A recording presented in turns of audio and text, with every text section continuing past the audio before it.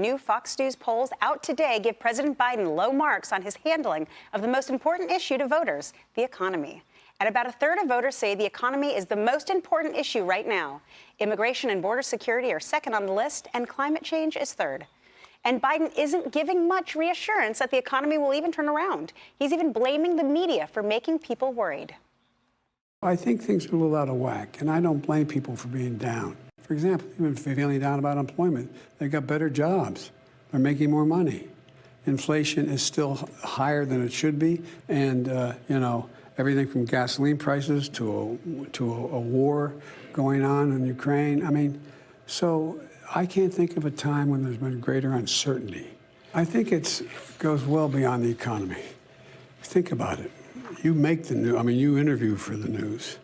Can you think of anything they turn on the television and go, God, that makes me feel good? Almost anything. Everything is in the negative.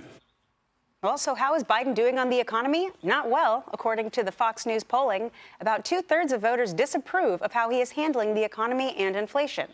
Republicans say Biden and the progressive wing of the Democratic Party are trying to destroy America, not save it. The truth is, the left today, seems to be working on a blueprint on how to ruin America. If you wanted to ruin America, you would print and spend trillions of dollars, leading to the highest inflation we've seen in 40 years. If we don't understand the state of America and the weakness of the progressive movement, then it's impossible for us to offer positive, optimistic solutions to the challenges that we face because of the progressive wing of the Democrat Party. Right. Well, Anita, I'm going to go to you. Economy, obviously, the big ticket item on every voter's mind because it really does affect everyone. Sure. And obviously, President Biden didn't cause inflation, but he certainly hasn't helped it. We have COVID to thank for the start of inflation, but he's not helping it. Let's think about the American Rescue Plan that came through in 2021 that increased spending, the Inflation Reduction Act, which, despite the name, didn't actually combat inflation. It actually has more spending. He himself said, well, we have, gas prices and we have the war in Ukraine. But it's like he's the one who's canceling the Keystone Pipeline. Yeah. He's the one who's funding the war in Ukraine. He's not helping.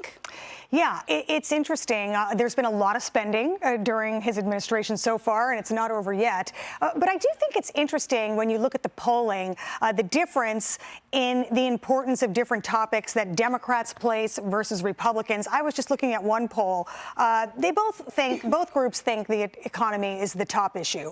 But the second issue for Democrats is climate change by 18%, and the GOP says about 3%. So it is interesting to look at what voters feel is important. But the economy is on top, and, Biden's in trouble there if you look at those numbers. Well, that's right. So the polling shows that economy is number one. Polling shows that people don't think President Biden's doing well. And Guy, I want to get your opinion on the fact that there's another poll about Democratic primary voters on their 2024 nominee. 37% said we should keep Biden. 53% say they want to see someone else. Yet take a listen to this. President Biden continues to play coy, but he is alluding to another run. Let me ask you the question everyone is asking. Are you running? Well, apparently someone interviewed my wife today, I heard that too, just before I came in. I got to call her and find out. No, all kidding aside. My intention hasn't been from the beginning to run. But there's too many other things I have to finish in the near term before I start a campaign. Well, let me ask you, you brought up your wife, the First Lady, Jill Biden, obviously, traveling in Kenya. She was asked just today, is all that's left at this point simply setting a time and a place for the announcement? And she said, pretty much. Do you agree with your wife's assessment? Say, God love her. Look, I meant what I said. I've got other things to finish before I get into a full-blown campaign. So what do you make of this guy? He has more things to finish. Does that include making the inflation even worse than he already has? Exactly. I mean, we talked about this yesterday on the show, this I intend, he intends dance that they've been doing now for weeks and months. That's going to have an expiration date at some point. They can probably get along, or get away with it rather, for a little while longer.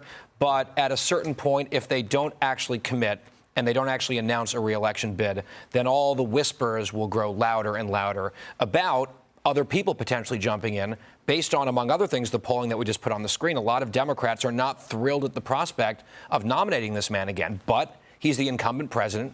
They almost always run for re-election. It's very difficult to uproot an incumbent who wants to run again. So we'll keep an eye on it. I mean, the other polling that jumped out at me, Nicole, was when we put all the issues up on the screen. He is underwater among the American people broadly. He's underwater on every single issue polled. And on the most important issue to Americans, economy, inflation, he's at the very bottom in the 30s. So if you're the Republicans, that's good news for you.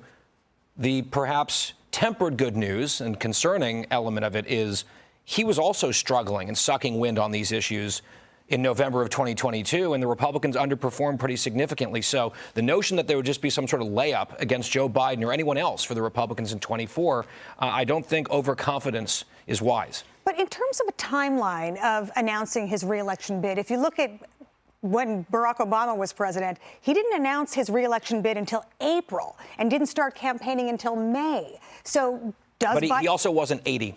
And he didn't have those numbers among Democrats. Incompetence that Joe Biden has. That's an important point. And I agree when you're talking about what happened in this previous election, how it isn't necessarily a layup. I think that's why we have to have a robust Republican primary. Ron DeSantis seems to be a guy who can really challenge Trump. Whoever wins, we support the nominee and we move on. But at this particular time, when I see the things that Joe Biden is saying, he's like, oh, I don't blame people, but you did. That's what you've done for months. You've blamed Americans continuously and said that they were brainwashed, as if they don't know that their bank accounts are being defunded, if you will. $7,500 on average per American they have lost from inflation. This is a serious issue, and it tells you exactly why his poll numbers are what they are. But for us to actually win this next presidential cycle, we got to have the best representation possible to take on Joe Biden. And I think we could do that and actually win. Well, polling shows that Americans aren't necessarily confident in his ability to handle inflation, and even Democrats are wondering if he should run again. So this will be an interesting next couple months. For sure. Hi, everyone. I'm Brian Kilmeade. I want you to do me a favor. I want you to click to subscribe to the Fox News YouTube page. This is the only way that I know for sure that you're not going to miss any great commentary, any great news bites, any great interviews coming your way on Fox. You can get it all here on YouTube. So subscribe right now.